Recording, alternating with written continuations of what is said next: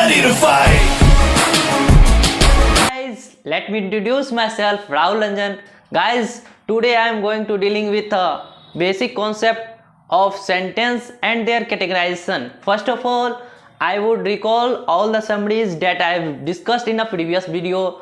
First of all, I discussed in my previous video about letter, word and English grammar, English and so on, many things I have dealt in a previous video. First of all, I am going to recalling all the points that I have discussed in my previous video. Later, I said about letter that letter is the smallest unit of language. What I said, letter is the smallest unit of language which can't be divided further.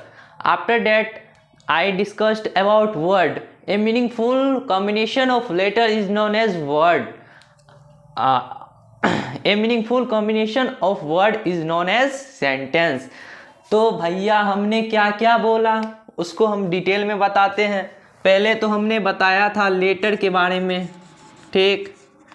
उसके बाद हमने बोला word के बारे में, ठीक। उसके बाद अब आ रहे हैं हम सेंटेंस के बारे में। तो लेटर के बारे में हमने क्या बोला था, लेटर जो है स्मॉलेस्ट यूनिट है लैंग्वेज का, जिसका फर्दर डिवीजन नहीं किया जा सकता। लेटर के बाद आता है वर्ड। वर्ड क्या होता है, जब छोटा छोटा लेटर, छोटा छोटा नहीं, लेटर का जो कॉम्बिनेशन है, जैसे मैंने क्या बताया था, मैंगो, MANGO, मैंगो। मैंगो क्या है, लेटर का वो समूह है जिसका कोई सार्थक अर्थ है। मैंगो का निस क्या होता है, आम, जिसका एक सार्थक अर्थ है। लेटर से क्या बनता है, वर्ड। वर्ड जब कॉम्बिनेशन होता है, जब वर्ड का कॉम्बिनेशन, तो उससे सेंटेंस बनता है। इसी के बारे में आज पढ़ना है। सेंटेंस मीन्स वाक्य। वाक्य क्या होता है उसके बारे में आज हम पढ़ेंगे, और उसका कैटेगराइजेशन क्या हुआ है उसके बारे में हम जानते हैं। सेंटेंस क्या है, सेंटेंस है meaningful combination of word. Word का वो समूह क्या है भैया, वर्ड का वो समूह जिसका कोई सार्थक अर्थ हो, उसी को सेंटेंस कहते हैं। चुटकी भर में आपको समझ में आएगा। सेंटेंस का जो है कैटेगराइजेशन दो तरीका से किया गया है। पहला बात करते हैं तो on the basis of kinds, kinds के आधार पे सेंटेंस का कैटेगराइजेशन किया गया है। और दूसरा बात करें तो पार्ट्स के आधार पे क्या क्या किया गया है, जल्दी से पढ़ते हैं। काइंड्स के आधार पे हम बात करें तो पहला एसर्टिव, दूसरा इंपरेटिव, तीसरा ऑप्टेटिव, चौथा इंट्रोगेटिव और लास्ट वन इज एक्सक्लामेटरी।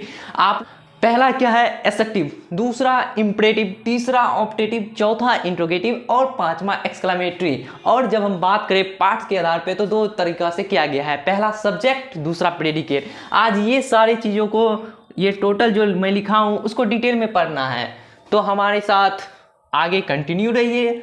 तो आगे हम डील करते हैं assertive, imperative, optative, interrogative, exclamatory, और उसके बाद हम डील करेंगे सब्जेक्ट और प्रेडिकेट के बारे में। तो हम बात करते हैं सेंटेंस के बारे में। तो सेंटेंस का जो है on the basis of parts के बारे में अब जानते हैं।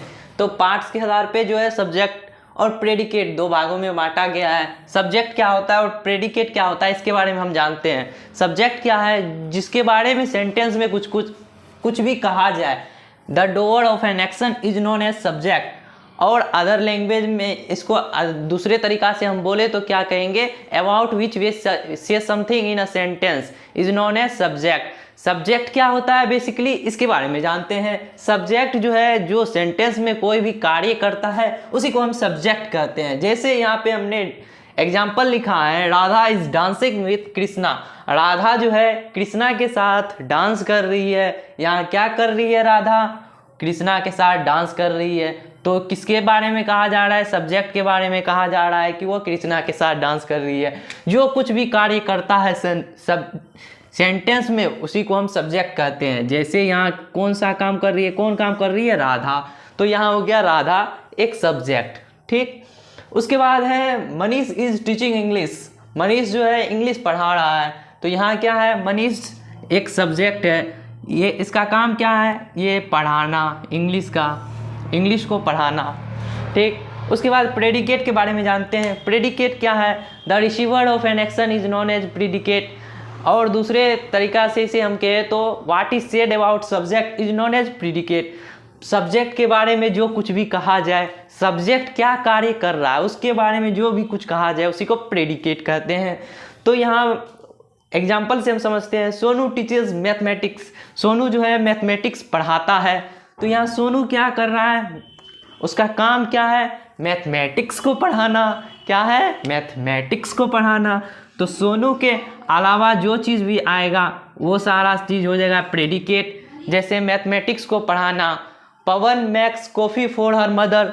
पवन जो है अपनी माँ के लिए कॉफ़ी बनाता है। तो पवन के बारे में क्या बताया जा रहा है? पवन अपने माँ के लिए कॉफ़ी बनाता है। तो ये सारा चीज़ जो है ये पवन के अलावा ये सारा चीज़ हो जाएगा प्रेडिकेट। अब बात करते हैं on the basis of kinds के आधार पे। काइंड्स के आधार पे जो है 5 प्रकार में बांटा गया है। उसमें क्या क्या आता है? पहला एसर्टिव, दूसरा इम्परेटिव, तीसरा ऑप्टेटिव, चौथा एक्सक्लामेटरी और पांचवा इंट्रोगेटिव। तो एसर्टिव के बारे में जानते हैं। एसर्टिव क्या है? A sentence that make a statement is known as assertive sentence. जो सेंटेंस स्टेटमेंट बनाता है उसी को हम एसर्टिव सेंटेंस कहते हैं। स्टेटमेंट चाहे निगेटिव हो या पॉजिटिव वो फर्क नहीं पड़ता है, सिर्फ स्टेटमेंट बनाए उसी को एसर्टिव सेंटेंस कहते हैं। For example Sita is playing, जैसे सीता खेल रही है तो यहाँ क्या है? एक सेंटेंस है, स्टेटमेंट बना रहा है कि सीता क्या कर रही है? खेल रही है। Ram is making a noise in a class, Ram जो है शोरगुल कर रहा है कक्षा में, तो वो क्या है? एक स्टेटमेंट बना रहा है, इसीलिए इसको हम क्या कहेंगे? Assertive sentence. एसर्टिव सेंटेंस को जो है 2 पार्ट में बांटा गया है।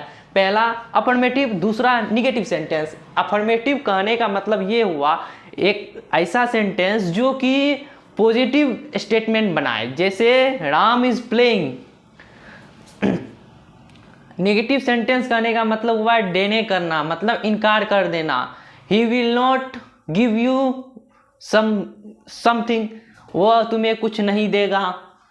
जो सेंटेंस को डिने कर दे, इनकार कर दे, उसको नेगेटिव सेंटेंस कहते हैं। अब आता है इम्परेटिव सेंटेंस। क्या है?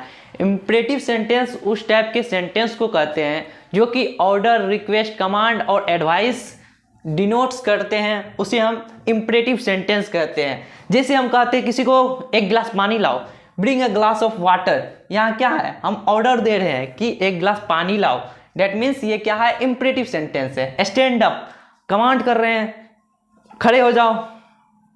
Please give me your pen, कृपया आप मुझे अपना कलम दो।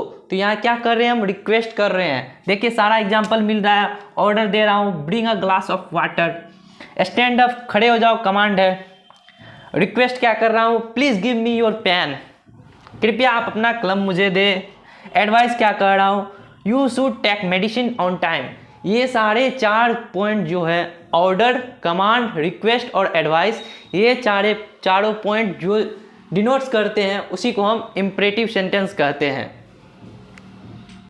अब आता है तीसरा पार्ट जो कि है सेंटेंस का ऑप्टेटिव सेंटेंस। ऑप्टेटिव सेंटेंस किसको कहते हैं? ऐसा सेंटेंस जिसमें विश हो, प्रेयर हो, ब्लेसिंग हो, कर्स हो, उस टाइप के सेंटेंस को हम ऑप्टेटिव सेंटेंस कहते हैं। जैसे हम किसी को अच्छा बधाई देते हैं, गॉड ब्लेस यू, ये सब जो है सेंटेंस क्या है? ऑप्टेटिव सेंटेंस में आता है। जैसे मे गॉड हेल्प यू, भगवान आपकी मदद करे। God bless you my dear, भगवान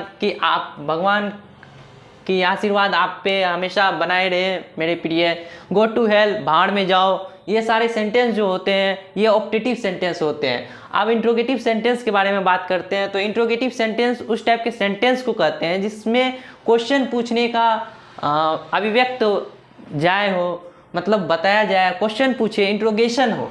जैसे व्हाट इज योर नेम, आपका नाम क्या है। Which subject did you like most, आप किस सब्जेक्ट को सबसे ज़्यादा पसंद करते हो। यहाँ क्या कर रहे हैं? क्वेश्चन पूछ रहे हैं। जिस सेंटेंस में क्वेश्चन का अराइज होगा उस सेंटेंस को हम इंट्रोगेटिव सेंटेंस कहेंगे। उसके बाद आता है एक्सक्लामेटरी सेंटेंस। एक्सक्लामेटरी सेंटेंस उस टाइप के सेंटेंस को कहते हैं जो कि एक्सप्रेस करता है कुछ some sudden feeling, hurt, like joy और सैरो, मतलब सुखी और दुखी का अभिव्यक्ति जिस सेंटेंस में होता है उसको एक्सक्लामेटरी सेंटेंस कहते हैं। जैसे आप किसी गेम को खेल रहे हैं, अगर आप जीत जाते हैं क्या बोलते हैं? Hurray we won the match. उस टाइप के सेंटेंस को हम क्या कहते हैं? Exclamatory sentence. तो गाइज हमने सेंटेंस के बारे में फुल्ली अच्छे तरीका से पढ़ा है। सेंटेंस के डिफाइन को जाने, सेंटेंस का जो कैटेगराइजेशन किया गया है पार्ट्स के आधार पे और काइंड्स के आधार पे, इस सेशन में हमने पार्ट्स और काइंड्स के आधार के बारे में सारे चीज़ को डिटेल से पढ़ा हूँ। तो आप लोग आई होप फुल समझ ही गए होंगे। Thank you, have a nice day guys.